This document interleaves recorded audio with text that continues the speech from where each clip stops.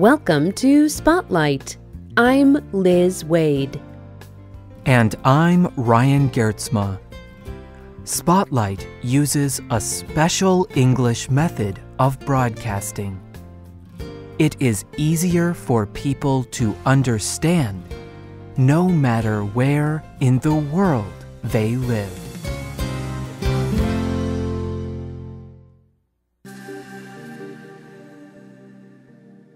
Have you ever played with a Rubik's Cube? It looks like a small square box. You can hold it in your hand. The Rubik's Cube is made up of smaller cubes that fit together.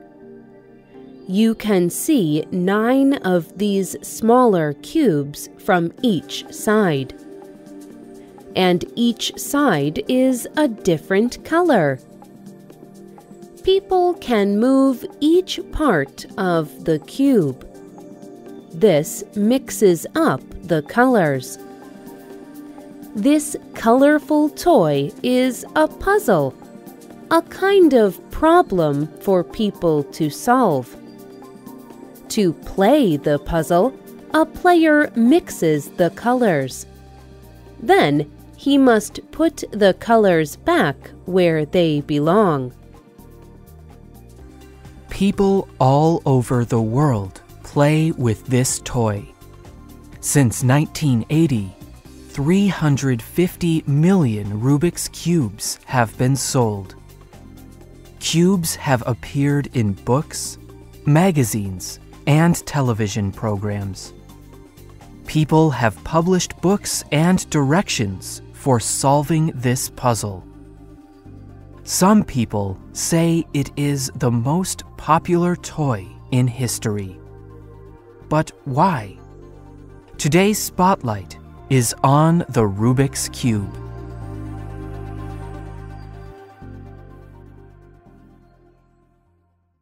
Erno Rubik invented the Rubik's Cube in Hungary in 1974. Rubik was very interested in puzzles. He loved building things and understanding how they worked. Rubik had an idea about an object he wanted to build. He wanted to make a structure that would let individual blocks move separately or independently from each other. But he did not know exactly how to build it. The difficult part was to keep the object in one piece while each separate part moved. Building it was a puzzle. Rubik told news organization CNN about this process. Today, you have 3-dimensional printing and programs on computers. But I was working at a very different time. There was a workshop at school. I just used wood as a material because it is very simple to use. You do not need any complex machines. So, I made it just by using my hands, cutting the wood, drilling holes, using elastic bands, and those kind of very simple things. Rubik carefully put the object together. It was in the shape of a cube. It had 6 square sides. He marked each side with a different color. Then he began moving the cube in any way he wanted. The colors of each side began to mix. He described the first time he worked with the cube to reporter John Tierney. It was wonderful to see how the colors became mixed after only a few turns. It seemed to have no order. It was extremely satisfying to watch this colour parade. But it was like after a nice walk, when you have seen many beautiful things. You decide to go home. After a time, I decided to go home. I wanted to put the cubes back in order. And it was at that moment that I came to understand the big challenge. What is the way home? Rubik did not know how to put the pieces back to their original positions. But he knew there must be an answer.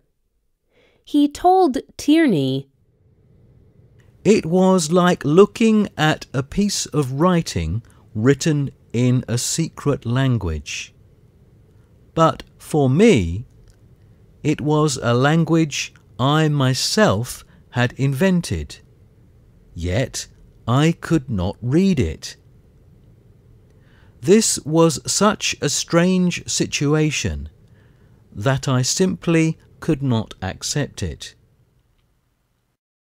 It took Rubik over a month to find the solution to this puzzle.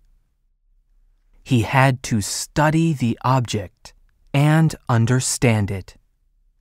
Finally, he solved it.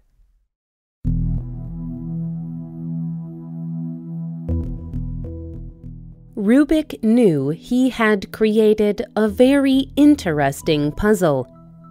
He called his invention the Magic Cube. He wanted to sell it. He found a toy maker in Hungary that would produce the Magic Cube toys. They began selling it in 1977 in Hungary. But a large toy seller, Ideal Toy Corporation, also wanted to sell the cube. They changed the name of the toy to Rubik's Cube. They began selling it in cities around the world. In 1981, they sold 1.5 million Rubik's Cubes. The toy was a great success.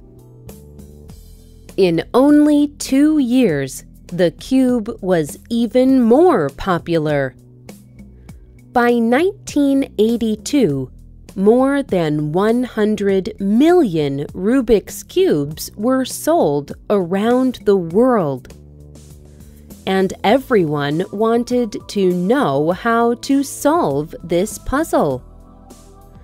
Patrick Bossert was only 12 years old when he wrote a book about the Rubik's Cube. This was the first book to show how to solve the cube. But it was not the last. Today, there are many books and videos that teach people ways to solve the cube.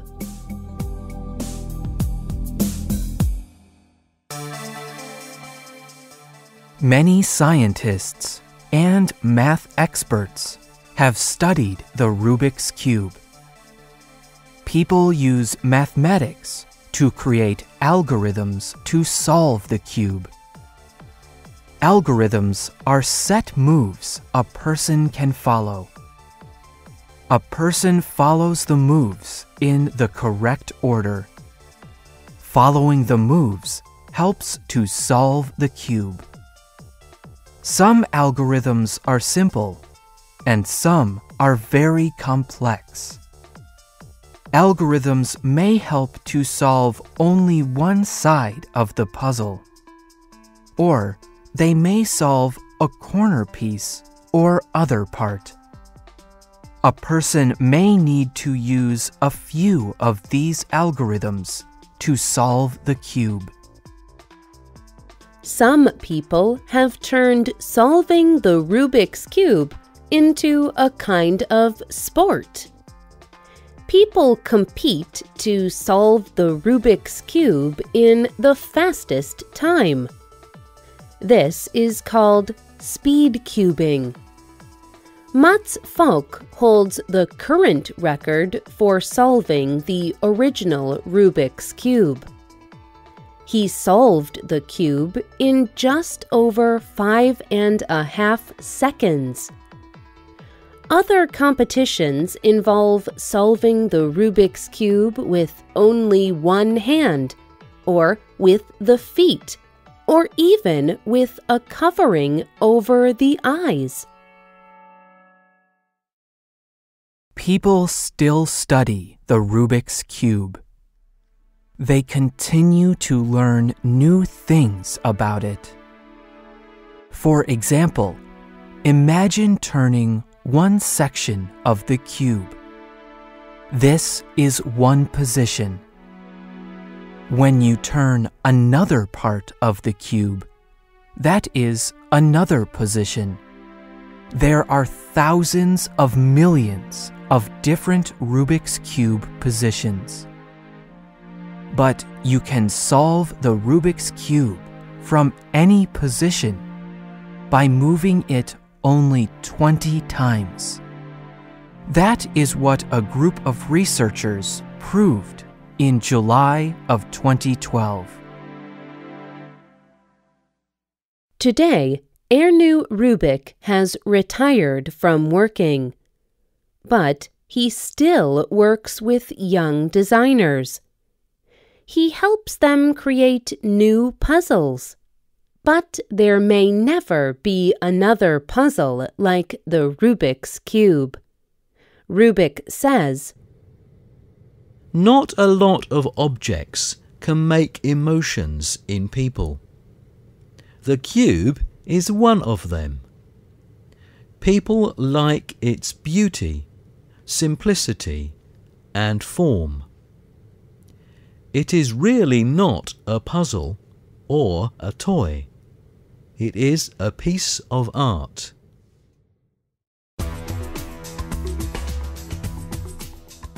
The writer of this program was Liz Wade. The producer was Michio Ozaki. The voices you heard were from the United States and the United Kingdom. All quotes were adapted for this program and voiced by Spotlight. You can listen to this program again and read it on the internet at www.radioenglish.net. This program is called Rubik's Cube, a famous puzzle.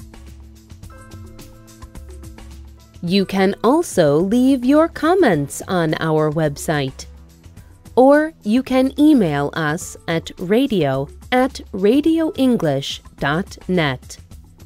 And you can also find us on Facebook. Just search for Spotlight Radio. We hope you can join us again for the next Spotlight program. Goodbye.